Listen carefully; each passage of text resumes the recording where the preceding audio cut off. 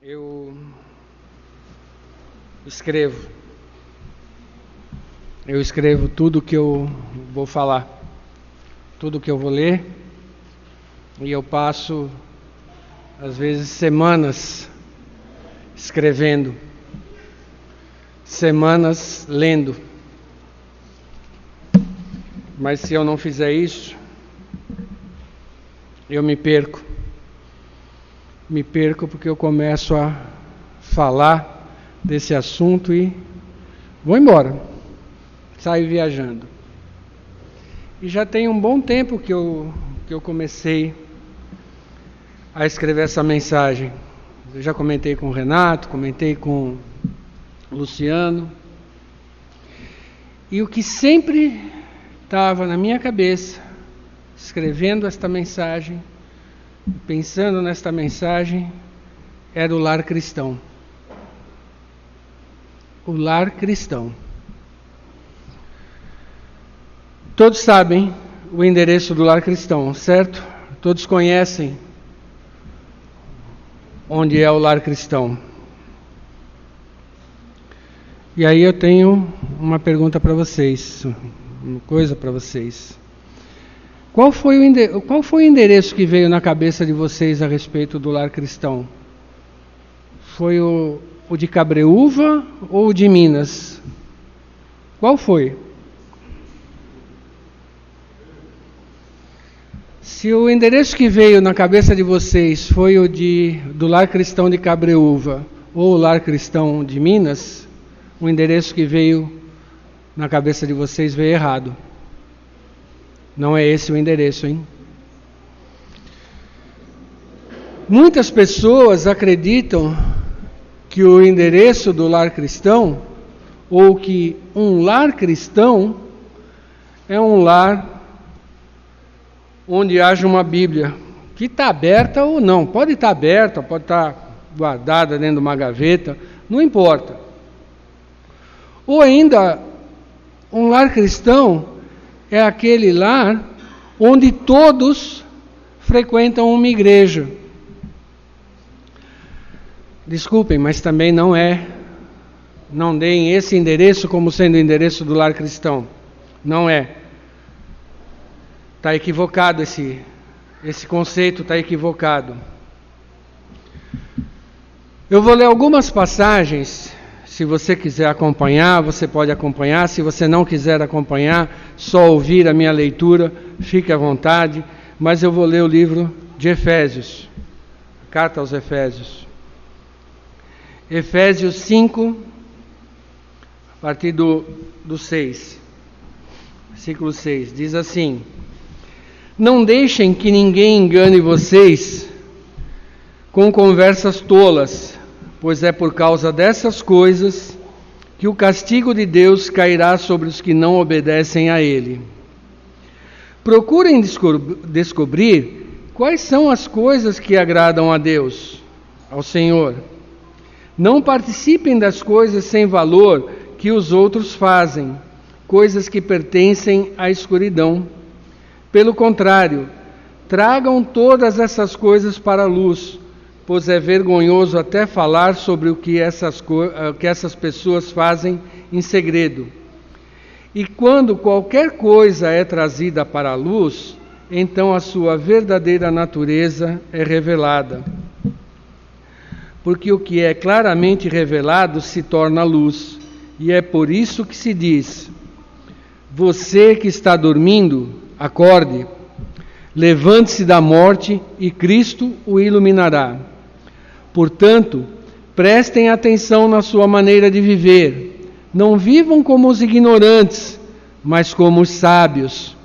Os dias em que vivemos são maus, por isso, aproveitem todas as oportunidades que vocês têm. Não hajam como pessoas sem juízo, mas procurem entender o que o Senhor quer que vocês façam. Não se embriaguem, pois a bebida levará vocês à desgraça, mas encham-se do Espírito de Deus. Animem uns aos outros com salmos, hinos e canções espirituais. Cantem de todo o coração hinos e salmos ao Senhor. em nome do nosso Senhor Jesus Cristo, agradeçam sempre todas as coisas a Deus o Pai. Ok? A mensagem parece ser bem simples aqui, bem direta e bem objetiva. Não deixe que ninguém engane você com conversa fiada e sem fundamento. Quem é que está ditando as regras que são seguidas por você e na sua casa? Quem está ditando as regras? É a vontade de Deus ou é o que a maioria crê? Ou será que é aquilo que um pseudo-pastor diz ser a verdade ou o que deve ser tolerado como verdade? Ou ainda, o que um canal de TV apresenta como sendo verdade, seja esse canal qual for. Hoje o mundo está pregando uma série de verdades a respeito de relacionamentos, do que é e do que não é uma família. Está cheio de definições aí, de como deve ser o relacionamento entre pais e filhos, entre marido e mulher. Tem um monte de gente que está escrevendo livros a esse respeito, de tudo que se possa imaginar também, sobre como cuidar de meninas, sobre como cuidar de meninos, como cuidar do marido, como fazer isso e como fazer aquilo outro. Tem livro para tudo, tá? E é tudo baboseira, tudo sem sentido, tudo meias verdades ou nenhuma verdade. Claro que para quem escreve esses livros é uma verdade absoluta. Para quem lê, muitas vezes também consideram como uma verdade em suas vidas. Mas tem um livro que foi escrito há mais de 2000 anos atrás e que a maioria lê, entende, finge que não é com ele e compra histórias em quadrinhos escritas por quem leu esse mesmo livro, escrito há mais de 2000 anos, trocou meia dúzia de palavrinhas, deu novos títulos e criou suas próprias verdades a partir disso. Criou um manual atualizado de como deve ser e parecer para ser aceito por todos, para quem nunca te aceitou e por quem sequer sabia da tua existência. É a fórmula mágica.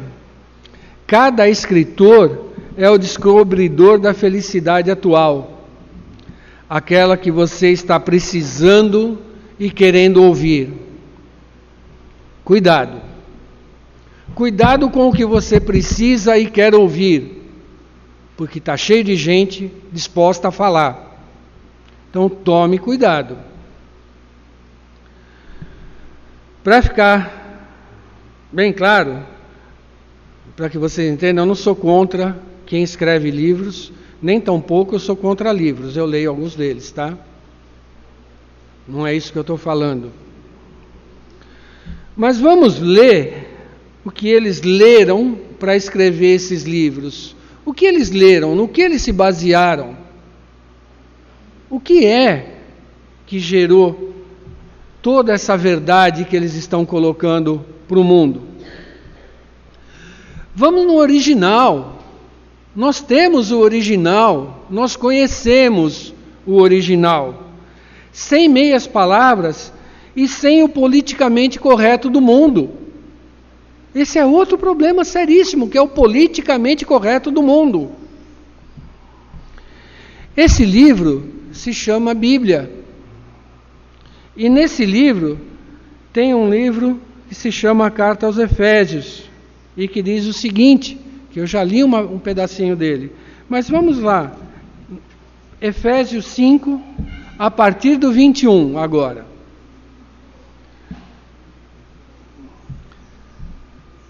Ele fala sobre esposas e maridos, marido e mulher, casal.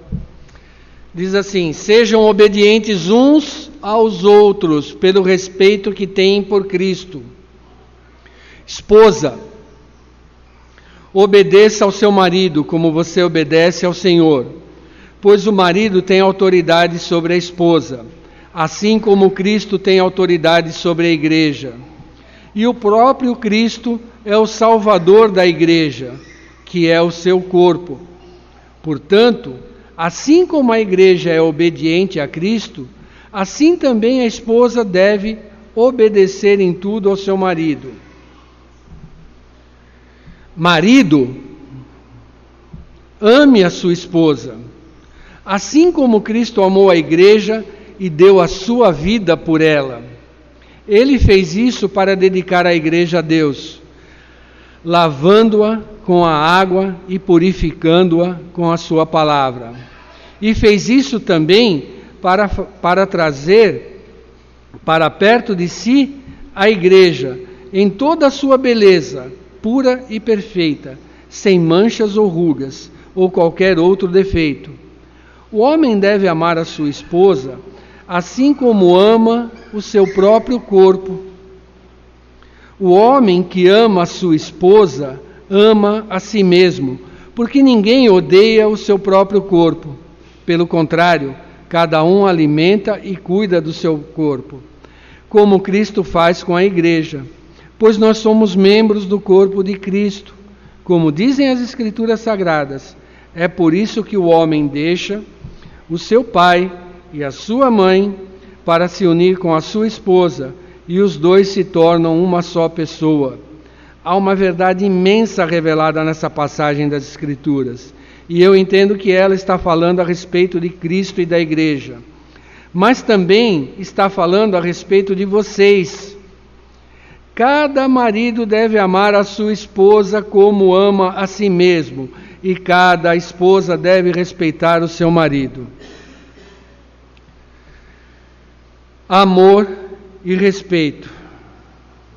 Não preciso comentar mais nada a respeito disso, sobre isso. Precisa alguém definir uma fórmula ou escrever algo melhor do que o que foi escrito aqui para definir relacionamento entre casais, entre marido e esposa? Precisa alguma coisa mais contundente, alguma coisa mais verdadeira, alguma coisa mais fiel ao que deve ser o relacionamento entre marido e mulher do que o que está descrito aqui? Eu, sinceramente, não acredito, não vejo qualquer outra coisa que seja escrita, se não for baseado nisso que está aqui, ou se não contemplar o que está aqui, esquece, joga fora. É historinha sem sentido. Se você consegue ou se você não consegue, se é fácil ou se é difícil, isso é uma outra história.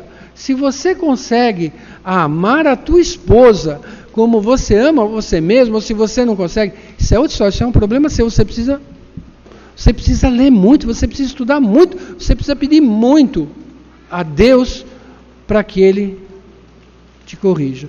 Se a esposa não consegue obedecer ao marido, não consegue entender isso, ela precisa orar muito, ela precisa pedir muito a Deus. Não é recorrer a um livrinho, a um livreco qualquer, que traga qualquer outra coisa que você está disposto a ouvir e precisando ouvir e querendo ouvir naquele momento. Não é isso. O que é, já está aqui, está no original. Efésios 6, a partir do versículo 1. Falamos da esposa, do marido, uma parte do lar, mas tem os filhos. Efésios 6:1. Vós, filhos, sede obedientes a vossos pais no Senhor, porque isto é justo. Honra a teu pai e a tua mãe, que é o primeiro mandamento com promessa, para que te vá bem e vivas muito tempo sobre a terra. E vós, pais, não provoqueis a ira a vossos filhos, mas criai-os na doutrina e admoestação do Senhor.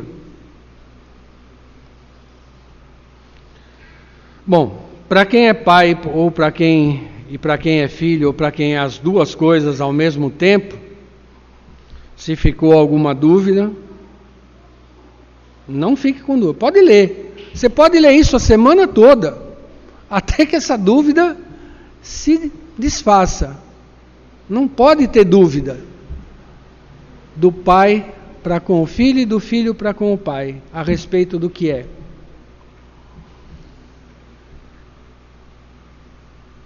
Tudo o que é necessário para que você entenda, para que você reconheça o que é um lar cristão e onde é o lar cristão, está aqui, está descrito aqui. Se essa leitura que eu fiz, se o que eu falei até agora ficou muito longo, eu acho que dá para resumir um pouquinho. Eu vou resumir. E o resumo é assim: não é porque você tem uma Bíblia ou que você frequenta uma igreja que você vive em um lar cristão. Para ser um lar cristão, é preciso haver amor e respeito do marido para com a esposa. O marido precisa amar e respeitar a sua esposa. O marido deve amar a esposa e dar a sua vida por ela. Não é pelo campeonato de futebol, não é pelos amigos, não é por isso, não é por aquilo. O marido precisa amar, respeitar e dar a sua própria vida pela esposa. É preciso obediência e respeito da esposa para com o marido, dos filhos para com os pais. Os filhos precisam obedecer aos pais. E os pais precisam respeitar os filhos. Se não houver tudo isso conjuntamente, simultaneamente, está faltando alguma coisa para que se possa entender como um lar cristão. É preciso que os pais deem um exemplo aos filhos e os corrijam sempre que necessário para que eles possam ficar livres das besteiras que o mundo define como correto e que são erradas perante Deus. É preciso que os filhos respeitem seus pais. Não tenham dúvidas que que os nossos filhos veem aí fora é atraente, gostoso, legal, e muita gente fazendo, começa a ficar, por que não? Para que seja um lar cristão, é preciso que Cristo seja o cabeça desse lar. Cristo tem que comandar, tem que reger a vida de todos que habitam nesse lar. Marido, esposa, filhos, papagaio, periquito, não importa quem esteja lá. Cristo tem que reger, tem que ser o cabeça. Não pode ser o mundo e as suas verdades infundadas que governem esse lar. Verdade infundada, eu pelo menos uso para definir aquilo que é verdade, mas que não tem fundamento nenhum. Não deixa de ser verdade, mas não tem fundamento. Ou seja, é verdade que eu tenho que amar ao próximo, mesmo que ele seja um pecador, mas isso não implica em eu ter que amar e aceitar o pecado dele. Eu amo, eu preciso amar, eu tenho que amar, eu devo amar a pessoa, não o pecado dela. E eu preciso separar claramente o que é a pessoa e o que é o pecado, para que eu possa amar o correto, sem misturar estação. eu não posso, nunca, jamais, em hipótese alguma, amar o pecado. O problema é que o mundo está pregando isso. Está dizendo que amar o próximo é aceitar e amar o seu pecado. O mundo está dizendo que eu tenho que juntar tudo e amar tudo. Está errado. Está errado. Não é isso. Eu tenho que amar a pessoa. E é essa a verdade que não tem fundamento. A verdade é, ame a pessoa, não o pecado. Não junta tudo. Não tem que juntar. Não pode. Essa verdade, ela ataca a inteligência em toda a sua extensão. Não tem como aceitar isso. É para amar a Deus de todo o entendimento, de toda a alma, de todo o coração, e o próximo como a gente ama a nós mesmos. Amar o próximo não é aceitar como correto tudo o que ele faz. Se fosse assim, tudo o que você faz também seria correto. E mais, se fosse assim, que sentido haveria na morte de Jesus por nós? Qual é o sentido? Para que ele morreu?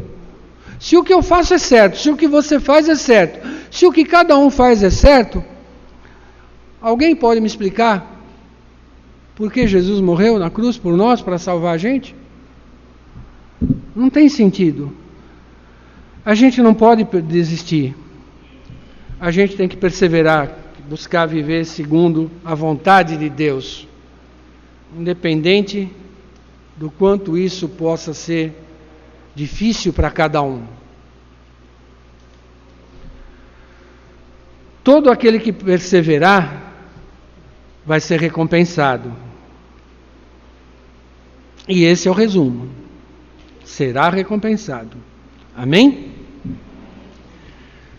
Que possamos ter uma semana abençoada, que nós possamos praticar em nossos lares a vida cristã que o Senhor espera de cada um de nós,